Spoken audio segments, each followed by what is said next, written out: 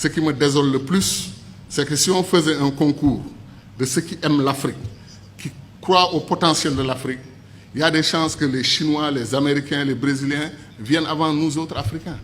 Parce que ces gens connaissent, ils savent ce qui se passe en Afrique.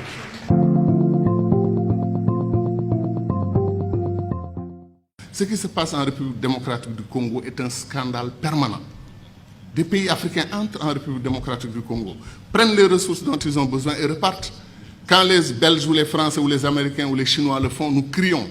Mais quand des Africains le font, on appelle à des négociations, etc., etc. Il y a des injustices que des Africains commettent sur d'autres Africains. Qu'est-ce qui nous empêche de faire les ponts sur le fleuve Rosso entre le Sénégal et la Mauritanie? Qu'est-ce qui nous empêche de faire le pont sur le fleuve Gambie pour donner une continuité territoriale au Sénégal, régler le problème de la Casamance? C'est pour dire que les doctrines d'intégration que nous avons choisies, après 50 ans, comme on est c'est le jour de l'anniversaire, on dit notre bonheur pour ce qui a été fait, mais disons aussi notre préoccupation pour ce qui n'a pas été fait.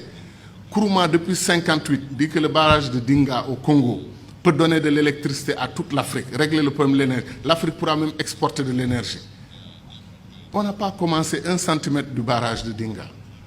On nous dit que le barrage de Swapiti en Guinée peut donner de l'énergie à toute l'Afrique de l'Ouest. Où en est le projet? C'est-à-dire des choses simples qu'on pouvait faire et qu'on n'arrive pas encore à faire. Pour aller en Afrique centrale, moi, je fais 4 jours. 1 jour de voyage, 1 ou 2 jours pour régler les affaires que je veux faire là-bas. Après, c'est la bataille pour le retour. La dernière fois, je suis allé à Douala. Air Sénégal a annulé son vol. Je suis resté 6 heures à l'aéroport. Et après, on m'a dit que non, Air Sénégal n'a pas tout à fait annulé. Ils arrivent. On prend 2 avions et on dit qu'on a une compagnie aérienne. 2 avions, ou 2 avions et demi, parce qu'après, on a un petit dash qui tourne, les hélices, etc. Qu'est-ce qui nous empêche de mutualiser? Air Afrique a été une très belle expérience panafricaine. Depuis qu'on l'a perdu, il n'y a rien. Comme disait l'autre, on fait de la compétition ruineuse entre nous. Un pays africain accepte, refuse de prendre votre offre pour exploiter son pétrole, votre offre de 10%, il refuse. Vous traversez la frontière, un autre pays africain vous ouvre les bras, venez prendre. Pourquoi nous faisons des choses comme ça? Donc ce que nous disons, ce n'est pas de la théorie.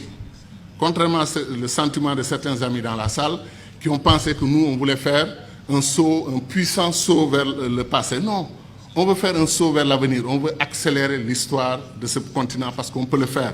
Tout est à volonté d'hommes. C'est les hommes et les femmes qui décident. Et nos dirigeants doivent entendre notre voix. Mais Sarkozy, qu'est-ce qu'il a dit? L'avenir du monde se joue en Afrique. Il est important de nouer des alliances avec les Africains dès maintenant. Bien qu'il ne l'ait pas fait côté immigration. Mais je veux dire que c'est ça. L'avenir du monde se joue chez nous. On semble être les derniers à en être conscients. L'or, le diamant, le pétrole, chaque jour que Dieu fait, un pays africain se découvre pays pétrolier.